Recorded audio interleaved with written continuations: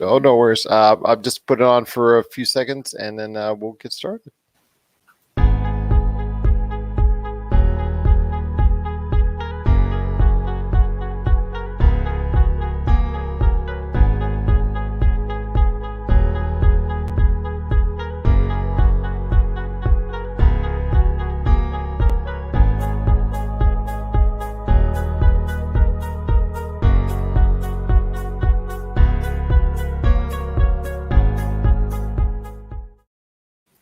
All right, and we're back for another episode of the Lakers Fast Break Podcast.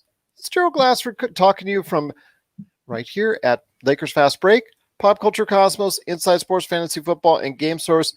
We truly appreciate everyone out there listening to all of our great shows. And if you can, please give us that 5-star review on Apple Podcasts. Also, as well, if you can give a 5-star review to the awesome show that my guest here today does, Believe, that's BLEAV, in Wizards. I might be more believing now after what happened this week. But if you can go ahead and give his show an outstanding 5-star review, it is greatly appreciated as well. Plus, if you can like, subscribe, follow, share, or do whatever you can to support all these great shows that we do, it is greatly appreciated. Well, I'll tell you what, there was a little bit of action again in the NBA as we get closer and closer to the start of this truncated regular season. And in fact, earlier today, about a third of the games, or actually almost up to half of the games were announced as far as the schedule is concerned. So hopefully the guys on Sunday at Lakerholics.com and I will go ahead and just look into that to see which matches up best, and maybe they'll go ahead and announce more games down the road. But for right now, it was a busy week because not only was there a big trade, but there was 2 awesome extensions for you Los Angeles Lakers fans out there. So you have AD and LeBron for actually probably a little bit more than you expected. But here today to talk about those extensions and, of course, the huge trade for his team is a good man indeed. You got to check out, like I said before, Believe. That's BLEAV, Believe, from the Believe Network, Believe in Wizards, with his great co-host, actually the host, co-host, whatever. He is actually we share duties. You share duties? Okay, so fellow host. How about that? Fellow host, because I like to always call that. Fellow host, former NBA great Larry Hughes, a man who I knew could fill it up like very few others in his prime. You got to go ahead and hear him, and also my guest as well, every time out, wherever you get your podcasts, on the Believe in Wizards show. It is Matt Modderno. And Matt, great to have you back. It's been way too long. And I truly thank you for coming back on the show today. Yeah, it's great. I'm looking forward to it. Finally, some interesting basketball news to talk about. Absolutely, indeed. So I will go ahead for Lakers fans and delve into the extensions first, because there's a lot to say when it comes to the mano-a-mano trade that the Wizards did, and see how that fits, because it might be actually a good thing for. We'll talk about that here in a sec, but I wanted to go ahead and reach out to you in regards to your thoughts and your insight from an outsider's perspective, per se, because I was saying before, I know I hear always Laker Tom and my friends at the Lakerholics.com, and they'll always see it a certain way with the rose-colored shades on, but I always like to get an outsider's perspective, a different fan's perspective, per se, on some of the major moves that the Lakers make. And the Lakers did get a commitment, an extension for LeBron for an extra 2 years. So we now have him for a full 3 years. And AD signed a 4-year, well, actually a 3-year plus 1. So that at least we will have them both for 3 years. LeBron surprisingly did not add a player option, because that would have cost him $1 million from what I'm understanding. And he's got to have every million he can get, I guess, apparently. But can't leave that on the table. Yeah, he can't leave that on the table. But he did not want a player option in the 3rd year, which I was found surprising. But I wanted to hear your thoughts when it comes to these extensions. LeBron's is worth $85 million. AD is worth $190 million. Although this doesn't necessarily take them out 100% out of the Giannis Antetokounmpo sweepstakes, it's going to be a lot harder for the Lakers to go ahead and get that done. But at least, the very least, we have a championship duo for 3 more years. If it ain't broke, don't fix it. I mean, I think that's the thinking there, and Giannis would be a nice to have, but Do you really need him at this point? I think if you can continue to surround those guys with solid vets and a couple young guys, that's probably enough. And if any franchise is poised to go, deeper into the luxury tax to be able to make a move for somebody like Giannis, I got to think the Lakers are one of the few teams that could, realistically pull something like that off. Oh yeah, I would go heavy into the tax if Giannis went knocking on the door, or some other superstar came knocking on the door, because you never know with health issues, and LeBron is getting older. You never know at what point in time the cyborg that he is may start to get some squeaky joints or whatnot, and may actually falter just a little. I know, perish the thought, right? That could actually happen, but he is, I think, human. I'm not quite 100% sure, but Rafael Barlow from the NBA Draft Junkies, I think we know he's a cyborg, but we also think he might be human at some point. At some point, it's got to catch up to him. I think I've been saying that for 5 or 6 years, though, so maybe it won't. Well, Father Time is undefeated, but Father Time is undefeated, but in this case, it's going to be a long run before you catch up to him. How about that? That's right. Yeah, they're going the full 10, 12 rounds there at the very least. The 2-year extension is interesting because the first thought I had was, okay, is his kid draft eligible by 2022? Because that's always been the sort of running rumor there, that he wants to stick around long enough for that. And I don't think that's the case. I think that assuming he could come out of high school, it would be 2023 draft at the earliest. So that was my first thought, though. Is that what we're holding on for at this point?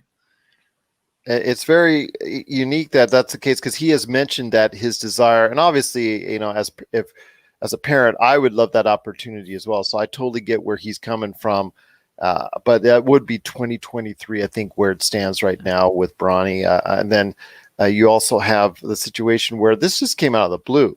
We were not expecting it as Laker fans. We were expecting him just to go in free agency and then re-upping with the Lakers. I think that was the expectation. If they do similar, whether they win a championship or get to that close to that level, that he was going to re-up, again.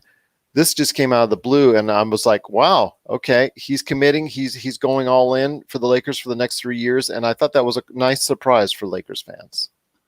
There's some talk about could the cap actually go down given everything that's happened with COVID. So maybe you take the 2 solid years now, or for AD, the potential 4, and just lock yourself into a nice chunk of change. And if things go up, a couple years from now, great. But at least you've probably weathered the storm in terms of any potential fallout from all the loss of revenue, this upcoming year.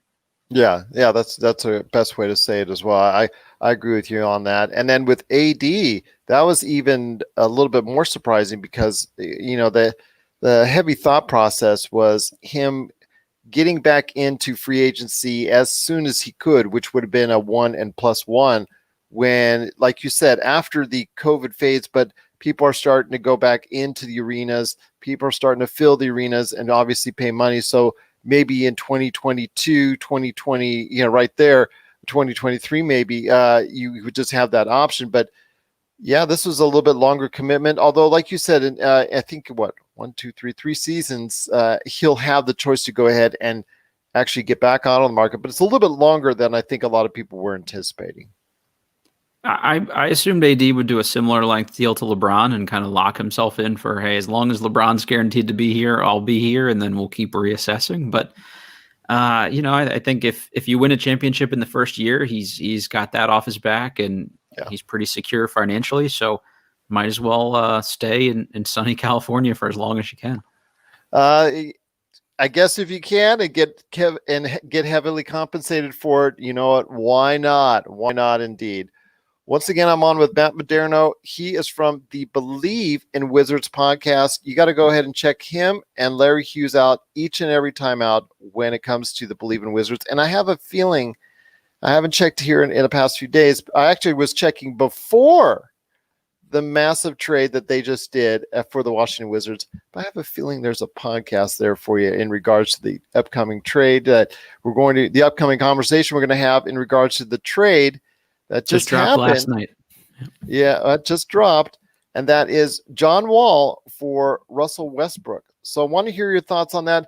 Actually, also, Houston is getting a first-round draft pick. It is also heavily protected. So whether or not it materializes to an actual first round pick, we're going to have to wait and see. But I want to hear your thoughts and insight on why this happened and how this is going to affect both teams, in your opinion. I think this is one of the few NBA trades that I look at where I think both teams are in a better position. I mean, realistically, they're probably comparable-ish in terms of on-court impact at this point. They have a similar style play, or actually similar makeup. They both rely on their speed, athleticism, suspect on the shooting as far as from distance. I mean, obviously, John Wall's a little bit bigger question coming off an Achilles injury. He hasn't played since 2018. 2018, yeah.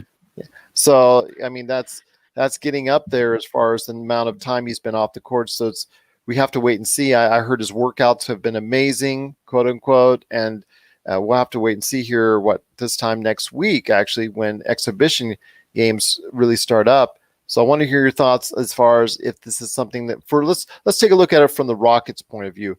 They're getting him and a first round draft pick. Obviously, something where it just hasn't worked now with Chris Paul, with him and James Harden. It hasn't worked with Russell Westbrook, apparently, and James Harden. Where do you think it's going to work with John Wall? Or do you think John Wall and James Harden is going to work? Because I have my doubts. James Harden will be staying long enough to make it work.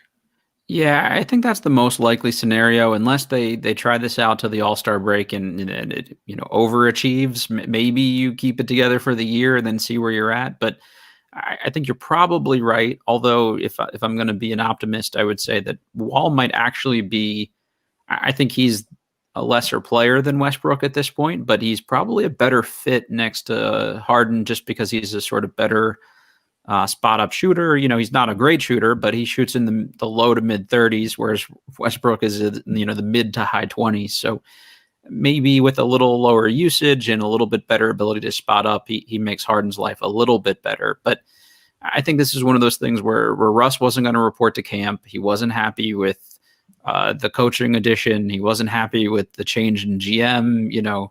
Maybe he soured a little bit on playing with Harden anyway. So if you had to do something, this is probably a lateral move for them on the court, and you recoup a first round pick, that you gave up to get Westbrook in the first place. Do you still think they can sneak in as a top 10 NBA team into that playoff scenario? Do you still think that maybe even they're a top 8 seed at this point in time? Because with James Harden, you never know. James Harden's going to give you these 30-plus points and maybe carry a team on his back to competency. But I know a lot of people are having their doubts at this point in time. I think there's just a lot of ifs to that. If Wall looks 75, 80% of what he was, and the shooting is as improved as everybody claims it is, that helps. Can Christian Wood, their free agent pickup, take a step forward? Is DeMarcus Cousins reasonably healthy enough to contribute in some meaningful way? Can Eric Gordon recover the form he had a couple years ago? PJ Tucker, also somehow a cyborg, I think, and never seems to break down. So can he stay healthy for another full season? And he's older than LeBron. Yeah, exactly. I mean, the fact that he's taken the pounding he has as an undersized 4/5, for most of his run is pretty incredible. So a lot of ifs. I think they could, though, if everything broke right, be a playoff team, but that's probably as high as I'd be willing to go. Yeah, and it's a team that right now in its makeup probably would not last very long. Even if they make it through the play-in games and get into a first round, I see them as being or having a very tough time against one of the top-seeded teams that they would go off against, whether it's the Lakers, the Clippers, what have you. So I am very interested to see how that plays out on their end, and of course, like you said, it might be leading to James Harden eventually, getting moved on. They're committed to going ahead, according to Adrian Wojnarowski, by saying he's not going to be traded before the season starts. But like you said earlier, if the team is not faring as well as I think ownership would like, I see a trade coming or some type of package deal for James Harden to a team that can best supply them. I know everybody's been bandying about Philadelphia. I'm not sure if Philadelphia wants to give up Ben Simmons, especially because who's behind Philadelphia at this point in time? Daryl Morey. I'm not sure if he would want to do business in that sense with Houston, especially since he's very familiar with the organization. I know Brooklyn is where James Harden wants to go. I was thinking the other day about it. What about New Orleans? They've got a lot of assets. You never know. Yeah, and I think Zion is somebody that doesn't need the ball or a lot of shots to be impactful. So in terms of putting him with an up and coming star, that makes a lot of sense. The Harden Ingram fit is a little more questionable. So does Ingram go? He would go in that trade, I would imagine. Yeah. So that's one of the assets you give up. So I don't know if that moves the needle a ton for New Orleans. To be honest with you, because you're not hitting Zion's prime for a few years, and Harden's probably toward the tail, or closer to the tail end of his prime. So does that make enough sense for them to do it? But they're certainly on a short list of teams that has the assets to do it. Same with like Denver, maybe Orlando is somebody potentially who could maybe string together a package, but there aren't like a ton of places that theoretically could make the Godfather offer there. They were obviously very hesitant in Denver to go ahead and unload Michael Porter Jr. in the trade. He has to be the key to whatever major trade that they do. And if they are feeling that they need a huge upgrade for Murray and Jokic, then I think it's going to be something where they will need to go ahead and give up MPJ, especially if he continues on the defensive end. I'm not worried about his offense. Obviously, you and I both seen the tremendous stroke this man has from three-pointer at the three-point area, and I'm sure he's still faking out Kyle Kuzma every chance he can get. But I wanted to go ahead and say that MPJ goes. I think to me, he is the most intriguing prospect out there just on the defensive end. If he can show any kind of competency that, on that end of the floor, who knows? He could become a major valuable asset for Denver, staying there or being traded for a superstar like James Harden.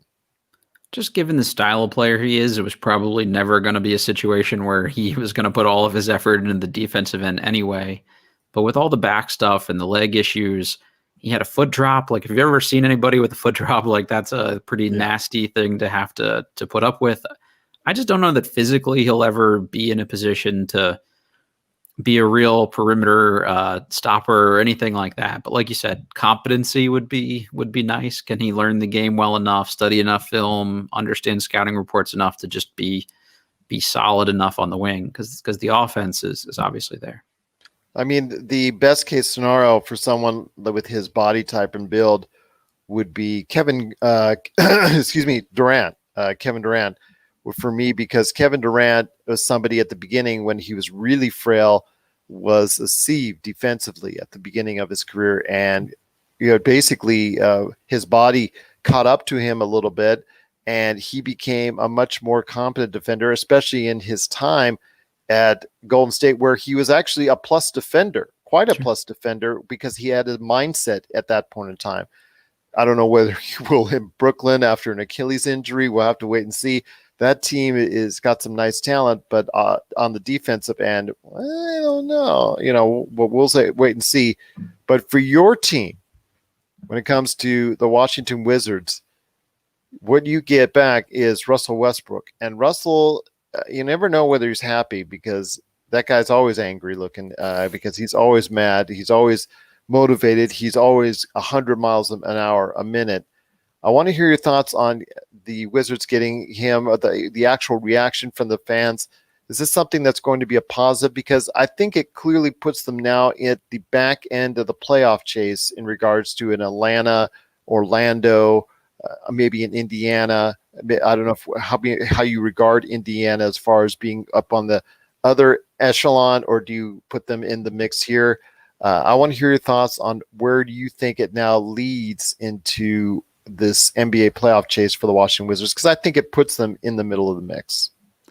Yeah, I'd agree with you. I think probably like a 6 seed is about where they're probably aiming at this point. The other teams in the East got better. Philly, I think, is going to be more competent just because they've put more solid complementary pieces around Embiid and Simmons. You hope that those guys, if you're Philly, you hope that they stay healthy. Brooklyn's obviously better.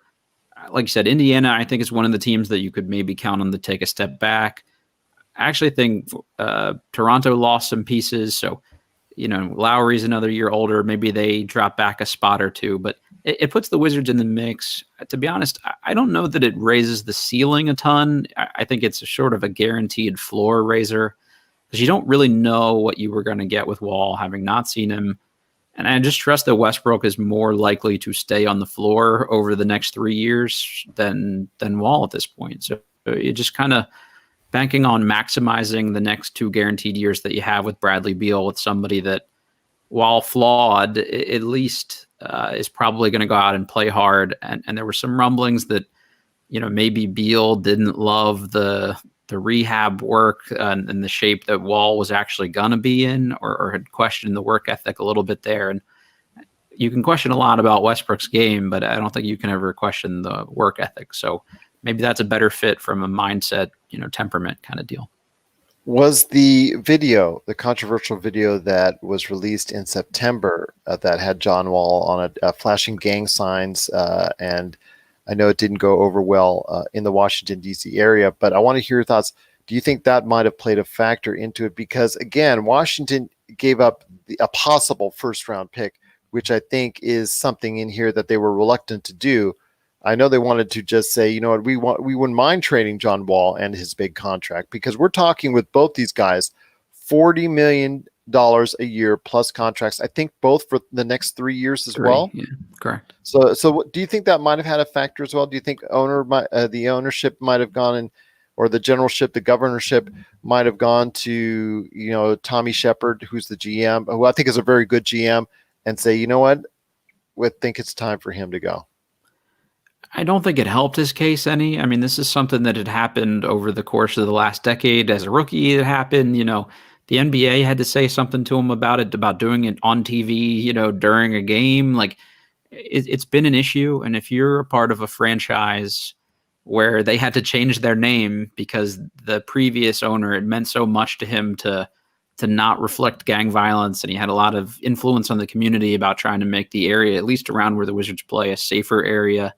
It's just not the connotation you want. And to be very frank, our owner or Governor Ted Leonsis, a lot of the moves have been on, been centered around just upping viewership and ticket sales and all those things. They're one of the organizations that's most heavily invested in sports gambling. There's a big casino attachment or sports book attachment to the arena now. So if you just want, whenever inevitably we get people back in the arenas, if you just want to guarantee that people come watch your team, you added Rui Hachimura and basically all of Japan as part of your fan base last year. You've added Deni Avdija, who brings an Israeli component and a Serbian component with him.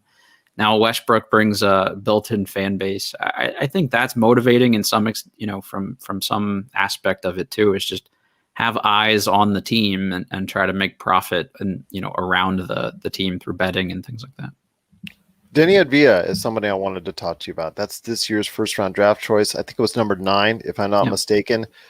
And I want to ask you this as something that an individual that Raphael and also Stone Hansen and also Michael Weisenberg, we all covered it on our many shows that I did covering the NBA draft. And I wanted to ask you, his best attribute is playmaking, having the ball in his hands, being that type of forward that can go ahead and set up the offense. With Russell Westbrook there needing and commanding the ball quite a bit, and obviously not exactly thrilled that he didn't have that option a lot in Houston with James Harden, who also needs the ball.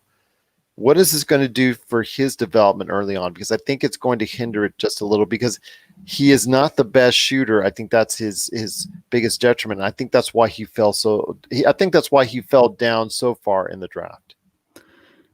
I was one of the leagues in that he was a part of in the Israeli league, was one of the few leagues that actually picked back up after COVID in late spring, and he looked markedly improved from the perimeter. I think you hope that translates. Everybody said in the first couple of days of workouts, they've been really impressed with his ability to shoot the ball. So with defenses not keying on him as much, with more time, hopefully they create some open looks for him. I think the team's fairly confident that he can be a reasonable spot-up shooter for them.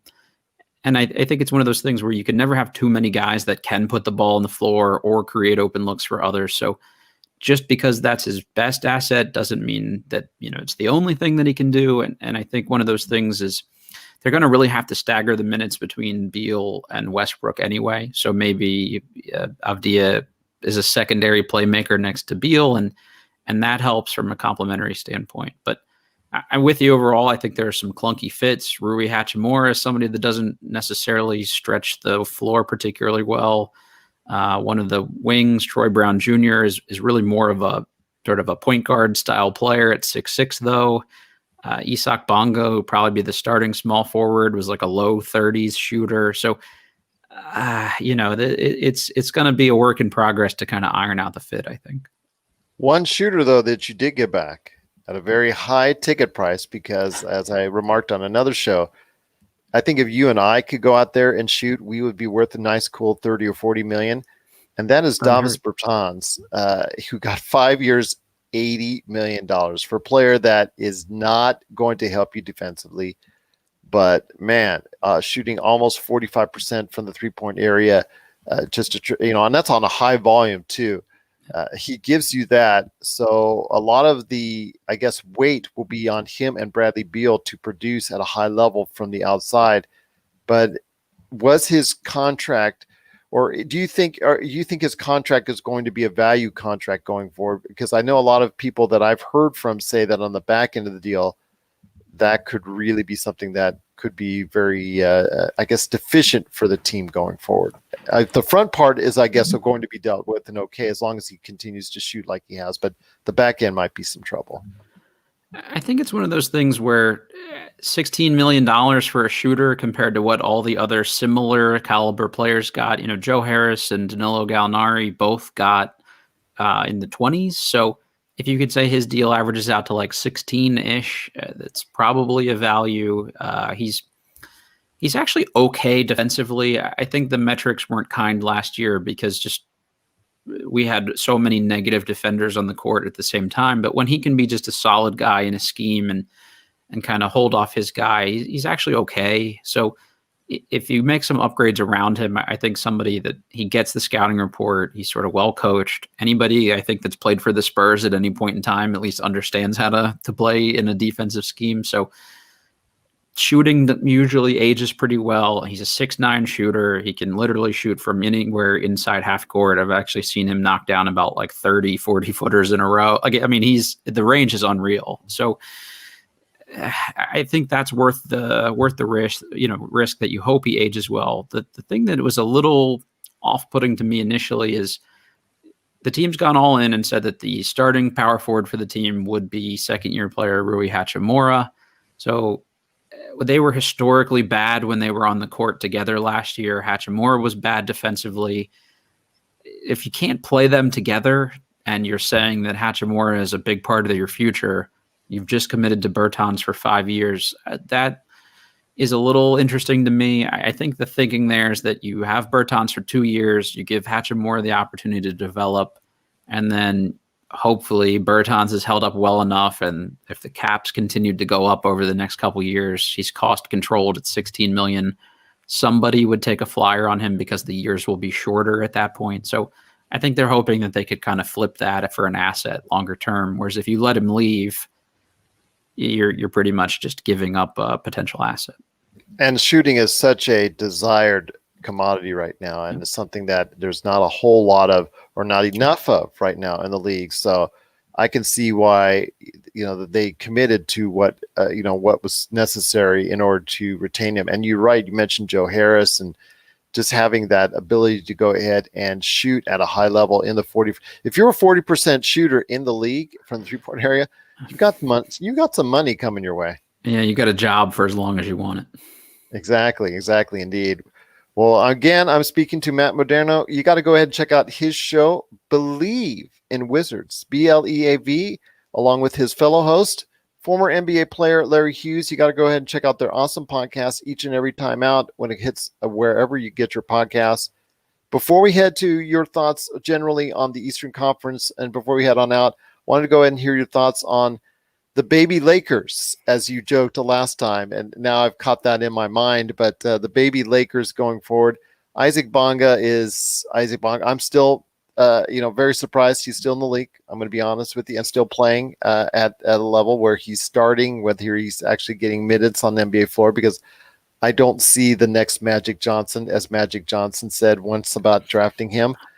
I see Thomas Bryant, though, if he can just pick it up on the defensive end, becoming a very good piece in this mix and very solid for them.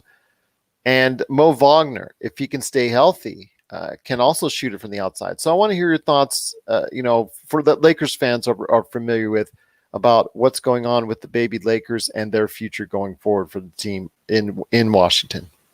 I'm actually like the president of Thomas Bryant's fan club. He takes a lot of heat here in DC because he's not, air quotes, an elite rim protector, but there's other ways to protect the rim. Like if you contain guys on the perimeter, you're still protecting the rim, and the Wizards did none of that last year. So I think he'll look better with some help and some competent, supporting cast. And he looked markedly better in the bubble. He's struggled with a lot of injuries, which is unfortunate, but if he can play that hard offensively, beat his man down the court every time, I got to think he can put in similar effort rebounding the ball and things like that. A rebounding guard like Westbrook actually probably helps him. So I'm expecting a pretty big year out of him. Bonga is one that a lot of folks here actually really like. I'm not as sold on, but he's one of the few options we have that actually has the length and reasonable athletic ability to put up an effort on, put up some resistance on defense. Like you said, I don't buy the baby magic. He's always been a Fran Fraschilla. I think I said it to you before. He's a Fran Fraschilla for me. 2 years away from being 2 years away, and he's 2 years away still. He's still really young. That's the hope, is that he's at least just somebody that can be a body and eat up some fouls and make life tough for. There's no one else on the Wizards, honestly. They didn't add any wing help other than Avdia, but who else are they going to throw at the Tatums or Durants or anybody in the Eastern Conference? That's a head scratcher to me, that they must feel pretty good about his ability to make a defensive impact, that they didn't really add a veteran at that position. I've been calling him broke man's Ben Simmons because, he is long enough. He does put the ball on the floor a little bit, but he's just, he's not scaring anybody from the perimeter. So I don't hold out a lot of hope. Wagner started off the year great. I think people had a lot of hope for what he was going to be. It was cute that he was leading the league in charges for a long time. And then something happened. He got hurt for a little bit. And when he came back, he looked scared to shoot it. He was trying to be an old school post-up player. On defense, he was diving in front of people, trying to hunt charges. So he gave up. His foul rate is ridiculously high. So people are kind of down on his ability to last as, and be a meaningful long-term NBA player. He's part of the reason we threw $7 million at Robin Lopez, who just straight up wasn't good last year. So I don't know that there's a whole lot of faith in his ability to be a long-term impact player. But if you'd asked me, in February, I think everybody was all, gung-ho about what he could do for the team. I think if the expectations don't remain high for him, I think he can go ahead and be a nice piece for you, as far as just someone who can go ahead and fill out the roster and provide you some decent outside shooting. If as far as, like you said, when he posts up, give me a break on that, because I've seen his post ups in LA and they weren't anything to speak of. When it comes to Thomas Bryant, though, that's the thing. You said you're the biggest fan of his. Look where he came from. He was a second-round draft pick. He was waived by the Lakers when they had to go ahead and cut salaries, because they had to go ahead at that time and sign LeBron with whatever salary cap space, and they couldn't trade him. And so you guys basically got him off the quote-unquote scrap heap. I don't know what there is expectations or has. I mean, if you've got a starter, and someone who can play meaningful minutes and give you meaningful production out of that, I think that should be a win for the Washington Wizards. I agree, and I think the Westbrook thing that fits even better, because he does shoot the ball well from the perimeter and spread the floor. He's probably out in the top half of the league in terms of shooting starting centers, and like you said, you're getting him on a pretty good deal here because of those expectations. I think we're paying him about almost the same per year as what we're paying Robin Lopez, who averaged 5 points and 2 rebounds and 15 minutes a game last year. So it's a value contract. I think if he can be a reasonable, if he's your 5th best starter, I think you're in really good shape personally. But everybody here has this notion of we needed Tristan Thompson or we needed Andre Drummond or one of these double-digit rebounding centers, and Brian just hasn't been that. But I don't know that those guys help you much. Rebounder now. Yeah, Westbrook. that's exactly right. So I think that offsets some of the concerns, and I like I said, I'm expecting a big year here, and people just sort of haven't been fair to the guy. The things that they complain about with Bryant, they don't complain about with Hachimura because he was a rookie, but they're like 6 months apart in age. I mean, maybe it's a little bit more than that, but it's not a year. So it's not like he's this 26-year-old guy that, he should be hitting his prime by now. I think, like you said, the expectation is the word there. You got to manage expectations for what he's been able to produce already. Rui Hachimura, that's going to be a tough fit for you guys. I mean, nice kid, sure. But again, and like you said, he has a great following. But like I said before, that's a tough fit because he doesn't do anything super great, super well. He's not the outside shooter that's going to space it out for you. He's not going to bang it up inside or get you the tremendous amount of rebounds. So it's kind of going to be the position where it's going to be hard to keep him on the floor. He doesn't play outstanding defense. So I see him as the one that might be traded before Bertans. I'm just throwing that out there, but I think Bertans is a probably more valuable asset you want to keep because he does one thing outstanding, which Rui Hachimura doesn't. I wholeheartedly agree. If it were me in a vacuum, I would trade him now while his value is probably as high as it could get. I think this year it's going to be a tougher fit with Westbrook in the mix, and that could potentially hurt his value. But the hope is he's a really hard worker. He's a really smart kid that wants to please everybody so that he can make some strides. Works hard in the film room by all accounts. So if he gets smarter, he's a better defender. They said the 3-point shot's got a much better arc to it this year. It was really flat before. So, you try it out, you see how it looks. And if he has a hot start to the year, maybe you flip him for a veteran small forward. If not, if he's your 7th, 8th guy longer term, that's also not terrible. So they're just so committed to him, and everything they've said is, he's the next Kawhi Leonard and all these crazy things that he can never live up to.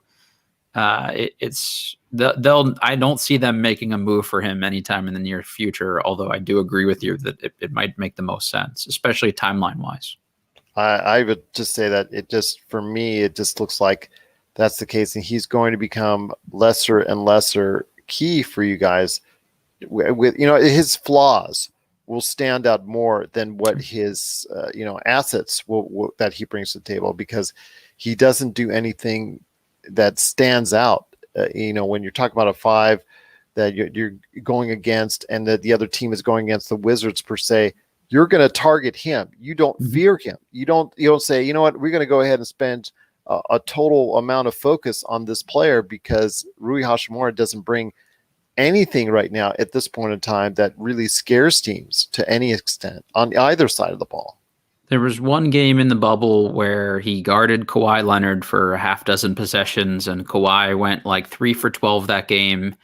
And we're going to totally ignore that Kawhi was yawning on the court while dragging a leg and seemed totally disinterested. But it's look at this one clip of him putting a hand up as Kawhi Leonard bricked a jump shot. He's made such strides already. And it's he's 6'8". He's not a monster athlete. He gets blocked at the rim a lot. He can't shoot from 3 yet. He puts the ball on the floor reasonably well for a forward, and he's a great mid-range shooter. If this was 10 years ago, I think he'd have a ton of value in a Carlos Boozer-y kind of way. It's just that player doesn't really exist anymore. Exactly. I couldn't have said it better myself. Throwing that Boozer reference out there still gives me shivers when I remember Boozer on the Lakers, but we won't go there. But I wanted to go ahead before we head on out, and before you tell everybody why they need to believe in the Believe in Wizards podcast, I want to go ahead and hit you up on your thoughts on the Eastern Conference as we get closer and closer to the start of the season. Some general thoughts on the league, maybe a scenario where who do you think might might be the upper echelon, because it seems like there's a good 6 or 7 teams that you can pretty much count on that have a variable chance, a very good chance to go ahead and take the league. I don't think there's a definitive like Milwaukee the past couple of years. I think even Milwaukee is showing some signs of there's some cracks in there, and I think there's about 5 to 6 teams that could actually be on top of the Eastern Conference. I would still give the edge to Milwaukee. I think overall, though, everything that it's a lot closer together now, and a couple moves could go right for some other teams, and or you have a big injury or two for Milwaukee, and that could really kind of even the playing field. But I think the big win here is the Western Conference. Like for the Lakers specifically, I think the East getting better is to your benefit. You can have a few nights off for LeBron and AD and ease them into the season a little bit. And, I think the East did get better. It's not going to be as lopsided. I thought the top maybe 5 teams in the East last year were on par with the top 8 teams in the West last year, but maybe that's a little closer to 8-8 than it's been the past couple years. So honestly, probably the past 2 decades at this rate. If everything works out and the fit is right in Brooklyn, that's a team I think that could be scary come playoff time. Doesn't seem like there's enough balls to go around for everybody there. Spencer Dinwiddie is a lesser player than Kyrie, but he needs the ball a lot. Karis LeVert was great in the bubble. Like, he single-handedly won them a couple games. He needs the ball a lot. They seem committed to DeAndre Jordan, who hasn't been good in like 3 or 4 years. So at some point, Jared Allen's got to take that personally, I would think. So, they put a lot of money into Joe Harris. So they're still good, but there's some fit stuff there. I would expect them to consolidate. So whether it's Harden or somebody, I can't imagine that there isn't some move in their future. And if you can turn some pretty good players like that into one more elite guy and still have a couple good pieces off the bench, they're the team that I would kind of, expect to be maybe not the dark horse, but they're the team I would want to least play in a meaningful playoff series at this point. Drew Holiday makes Milwaukee better. I think Philly took a step forward as sort of addition by subtraction from some of the fit stuff. They're still weird. I got to imagine Daryl keeps making some moves. Boston, he can't help himself. He's addicted. Exactly. To trade. That's exactly right. Yeah, I mean that he's probably like chomping at the bit to get something done here, even if it's on the margins. I'm still not sold on Miami. Be honest with you, as strong a playoff run as they made, you would think it'd be that's the team to beat, but I just don't see it that way. I think they were a team that was well equipped to deal with the bubble weirdness, and their young players could take a leap, and I could be totally wrong there, but I see them sort of in that next tier down with Toronto at this point, and maybe Indiana if all those pieces work. But you hear Oladipo wants out, and Miles Turner might also want out. And now Oladipo is saying he never saw that or never actually said that. I'm not sure I buy that totally came out of nowhere. Brogdon's had some shaky health history. Sabonis got hurt last year. That's a team that just I don't have a lot of faith in making like an impactful playoff push. But they're also not somebody I'd want to play in the first round either. And Atlanta got better. I don't know that I still don't know that I'm scared of a team like Atlanta, just because I don't know if they're going to guard anybody well enough. But they got a lot of pieces. Yeah. But they got a lot of pieces, I think, is what I'd like to say about them. For sure, yeah. And could they consolidate some of those guys over the course of the year into another couple names too? Maybe that's the case. And I think there's a lot of teams that are sort of that next tier down. If they're maybe one move away from putting themselves in the conversation. So it's deeper. I don't know if it's particularly top heavier, but I think the East is pretty good overall. If there was a surprise team you could see in the East, I'm not necessarily saying coming out of the East per se, but if there's a team that you think is going to surprise this year, who might that be?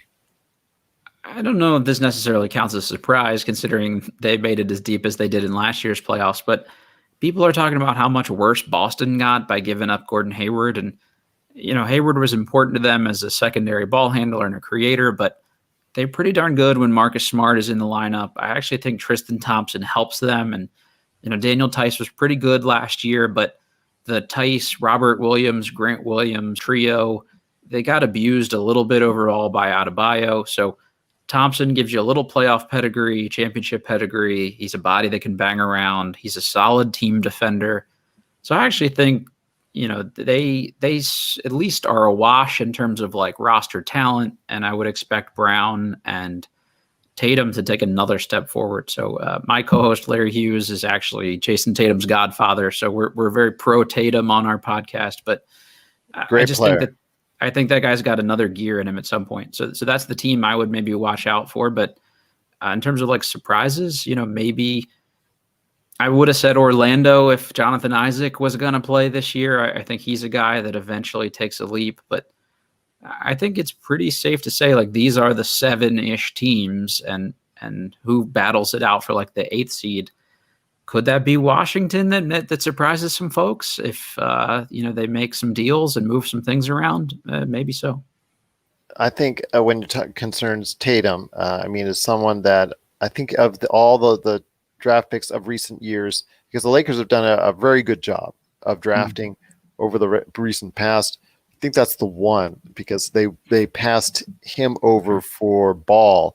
I think that was something. Yeah, we did eventually get AD for Ball, but I don't think I would have been able to go ahead and tell you without a straight face that it was the right move to do, because they would have been able to keep Tatum, maybe trade Kuzma in the deal for AD and still have that option. But I think that was the mistake, obviously, that's going to stick out long-term for Lakers fans, is passing over Tatum for Ball, because we bought into the hype and all that. So I guess we'll have to deal with it from there. All 3 balls are, I think, at this point in time, somewhat in the league.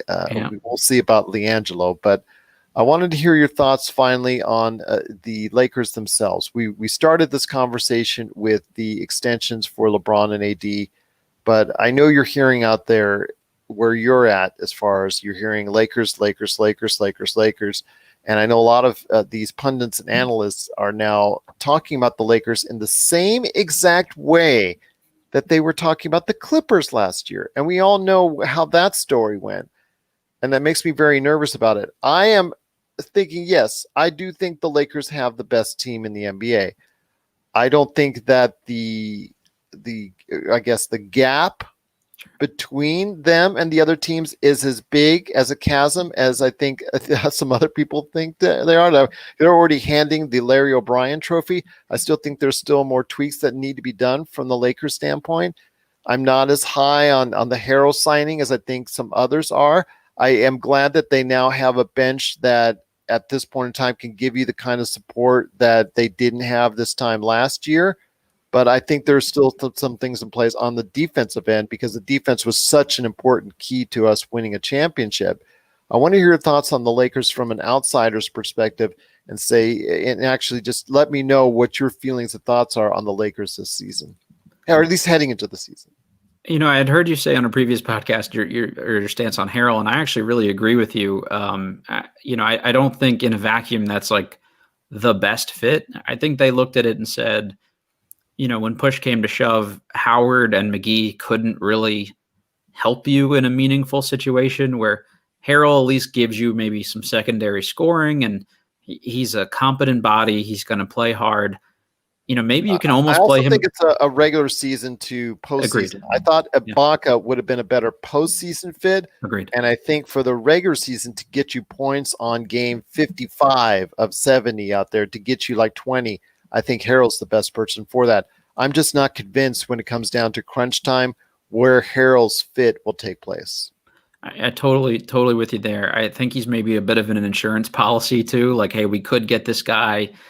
Honestly, I think the contract is a value contract for the production you get for him. So it's one of those things where maybe the fit's not perfect, but hey, it's worth it. And if it doesn't work, we flip him for the right guy at the deadline. And he got us through the first half of the year. You saw what the Warriors did with D'Angelo Russell. Like, hey, let's protect the asset, and then maybe we flip it for somebody that makes some more sense for us. So that's kind of how I saw that. The Marc Gasol signing is weird to me. Like, I would have, if I'm a Lakers fan, I would have rather seen like an Aaron Baines for the same amount of money. Granted, he's getting a little older too, but he's still a little more impactful than what I think of from Gasol. He was almost unplayable in the bubble. Maybe you write that off as, hey, the bubble did weird things to a lot of guys. So, but he's a solid defender. I trust him more than I trust Dwight Howard. Just not a big Dwight Howard guy personally, but he's solid. He can move the ball around a lot. He's a veteran guy, good locker room guy. Other than the 1 year in Cleveland, you don't really hear a lot about like just a lot of major chemistry issues on LeBron James led teams. So I think Gasol kind of fits in with what they're trying to do. I love the Wes Matthews deal. Like he's just going to be like a solid, competent adult at all times. And that's a guy, if you can get him on a minimum like that's a great pickup. You want to start him? Go ahead. You want to have him coming off the bench? Go ahead. You want him spawning out for threes? Go ahead. You want to put him on a Kawhi or somebody just to at least, not contain any superstar wing out there, but you want to go ahead and hold him off, maybe just slow him down. He can do that too, even at his age and even after an Achilles injury. So he proved it for Milwaukee that he's able to go ahead and slow some of these big wings down just a little bit. I'm not asking for that type of deal where, you're going to go ahead and become a stopper or anything like that. And he can also hit from the outside, I think, a little bit more effectively at this point in time than Danny Green, because I know a lot of people were remarking about how painful it was to watch Danny Green and his gait and his movement at this age. But I think he's going to give you a little bit more than Danny Green can at this point in time. Yeah, Green seemed to fall off a cliff, which was surprising to me because I've always been sort of a fan of what he brings. And, I don't watch the Lakers to the level you do, but I watch enough games to get a good feel for the team, I think. I've personally just never seen KCP play well. I feel like every time I watch, he's, shoots low 30s for the game and is sort of bullied around by bigger wings. So I just still don't trust him a ton in like super crunch time. And I think Matthews is, at least like you said, he's going to put up more resistance and not do anything dumb. I think the big question for LA is what they do with Kyle Kuzma longer term. I don't know that I see him being on the roster by the end of the year. I could see him being flipped for another wing or a guard, some other help somewhere, because he seems a little redundant to me in terms of what they have across the board. If I remember correctly, you're not like a super big Kuzma guy, right? I was in the first year. I really got on the Kuzma train in the first year as a rookie. I actually saw his first game live here in Las Vegas, and I was really high on him. I thought he was a great kid. I thought he had a lot of promise. Then his shot decided to go ahead and walk out of town. And once his shot walked out of town, you saw a lot of the glaring weaknesses that he had. Now, he did last year really by leaps and bounds move his defensive attitude and his effort and his efficiency to a level that I never thought he could get, where he's now a competent defender. He still gets beat on fakes and when he's playing against the elite players, he's still going to get owned more times than not. But I've seen him being put up against Westbrook. I've seen him being put up against guards, forwards, and even taller players. Remember, he was our starting center at one point in time, which is kind of funny in and of itself.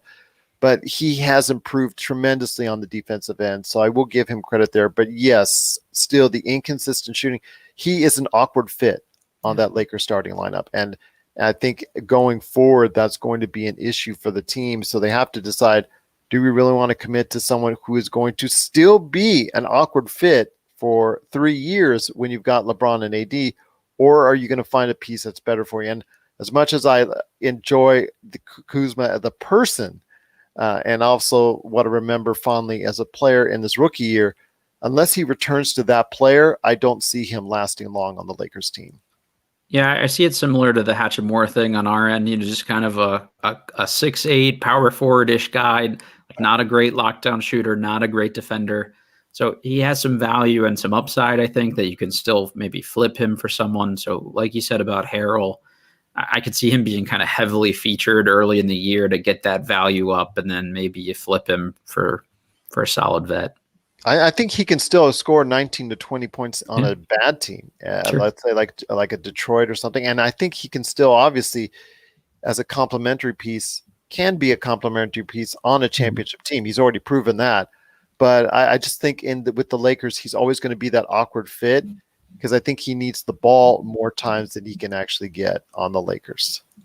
Between LeBron and Davis and Harrell and now Schroeder, do you really need another guy who's just going to kind of come in and try to give you 15-ish points a game? And the Knicks only have like 11 power forwards on their roster, so maybe that's a team that would be interested, and you could get somebody back. But I think New York is doing a little bit smarter now these days. I think that they're now saying, you know what, throw your bad contracts our way, but just give us assets in return. I'm not saying they're doing it by leaps and bounds, but at least it's a step in the right direction for New York and those long-suffering fans. Yeah, I totally agree. But yeah, I think the guy we just now got to at the end here, Schroeder, is the big needle mover because Rondo was tough. Quinn Cook didn't give you anything. Alex Caruso is like a cute story, but he's still, I think, not the guy you'd prefer having playing, crunch time minutes as your point guard. So I think Schroeder will help a lot. As a defensive off guard deal, Caruso has been tremendous playing some of those slot minutes. I mean, obviously he proved it in the finals. He can be, I don't want to say a lockdown defender per se, but statistically, the statistics are very kind to his performance and attributes. And obviously we adore him here, and his effort. Wish he could shoot better. He had that one stretch the season prior where in that 30-game stretch, he was shooting 40% from 3-pointers. And you thought, oh, there's a breakthrough there. And then, it unfortunately did not come to pass. But, we love him here regardless. He gives you so much effort, and he plays so efficiently with LeBron. I mean, the statistics back that up as far as one of the best duos in the league. And that's just like, I know that came out of nowhere. And it's like people are just fascinated by it. But you're right. The pieces are there for a championship. I do think they are the favorite and should be the favorite, but I just don't think right now it's like the Grand Canyon-esque type leap. And I think the Clippers at first kind of took a step back, but I think they've now leveled off with some additions that they're now as representative as they were last year. But is there any other team that you think in the West that might be someone that could stick out to you as well before we head on out? The guy you were going in on earlier, I think you nailed it with Michael Porter Jr. If he can be a starting, knockdown shooter from them and a competent, serviceable defender, and Gary Harris maybe regains a little bit of form, or they package some of those guys up and make a big trade. Denver's still really young. I think Jokic is going to get better. I think Jamal Murray looked amazing for most of the bubble. If that can be stretched over the course of a season, the nightmare matchup for people. So I haven't given up hope on them because I just think even if they don't make a ton of moves, they're still young enough for internal development. Some defense, though. They gave up a lot of defense when they let some people go in free agency. Yeah, I think Jeremy Grant was one of those guys that, like, if you get into the numbers a little bit, was maybe a little overrated in terms of what he brought to them defensively. The length was nice, and Paul Millsap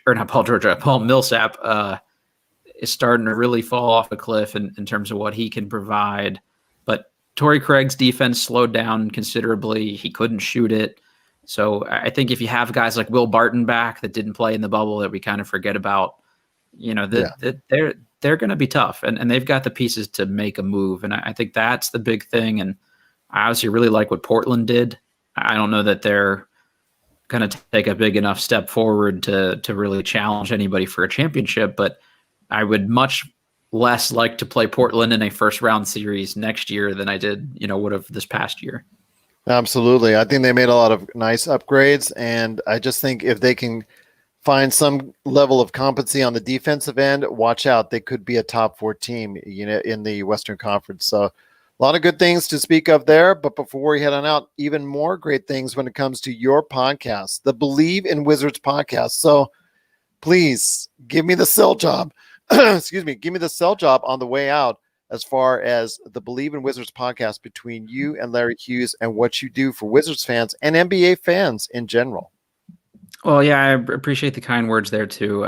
We just try hard to give a different perspective that you can't really get in the Washington area specifically. Larry's one of the few former players that does media that isn't team affiliated. I mean, not that the guys that do stuff for the team aren't great, but there's only so much candor you can provide when the team is signing your check. So Larry has just an unbelievable way of just being like real and transparent and fair, but without ever having to be mean or critical of guys. So he's one of the few guys of the ex-pros that can kind of walk that line and give you real insight without having to be gimmicky. And from our episode that came out yesterday about the Westbrook stuff, he did like a 5-minute thing just talking about how NBA scouting reports actually work. And if you're just like a nerdy basketball fan, I think it's the kind of thing that would be really interesting from an insight perspective, because I think everybody gets how that works on like a college team. You scout a particular team and things like that. But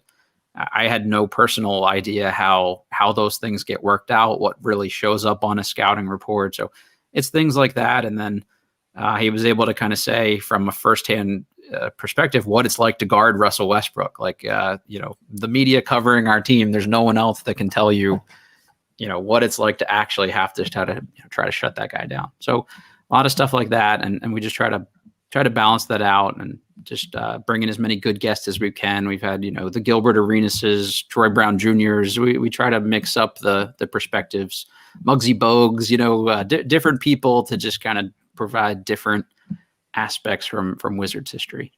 I'll tell you what, I'm going to check out today's episode, or actually the episode that you dropped. I'm going to check that out today because I'm very intrigued to hear what he has to say about this little mano deal that they did involving tens of millions of dollars still on the table for each. So that's still something that Wizards fans have to look at. But I think there's a little bit more hope in the DC area because of what a healthy or somewhat healthy 30-year-old plus guard. Yeah, exactly. You're keeping your fingers crossed the whole and knocking on every single bit of wood you can. But I think he is the healthier of the two, like you were saying. So I think there's a little bit better future for the team. He might be a little bit better fit between him and Bradley Beal. And anything you can do to keep Bradley Beal there is of paramount importance for you in Washington, I would assume. Yeah, I think that's the big thing, is just keep Beal happy. And if this does that, and it seemed from like his press conference today that he seems pretty happy about the fit, I think that makes it a win for everybody. I will say that half the fan base here is it's a reasonable split of people that even if they like the deal, there's still that nostalgia factor. Like Wall was one of the longest tenured players on any team. So anytime you change something that's been a staple in your routine for a decade, there's going to be that sort of weird period of, I don't know how to feel about this, I think. Well, we'll see if John Wall plays well down in Houston. There's going to be a lot of, I told you so, I told you so is coming out of the woodwork for your show. For sure. Well, my friend, it's been great talking to you. Again, I'm going to have you on more often because it's been far too long since you've been on the show. I truly appreciate you taking the time to speak to me today. It is Matt Modderno. Again, please check out his show, Believe, BLEAV. That's part of the Believe Network. Believe in Wizards podcast with him along with Larry Hughes, NBA great guard that was in the league for many years. You want to go ahead and check out their insight each and every time out on the Believe in Wizards podcast. Well, it's awesome again having you here, Matt. I cannot thank you enough for being part of the show, being part of the program right here at the Lakers Fast Break podcast.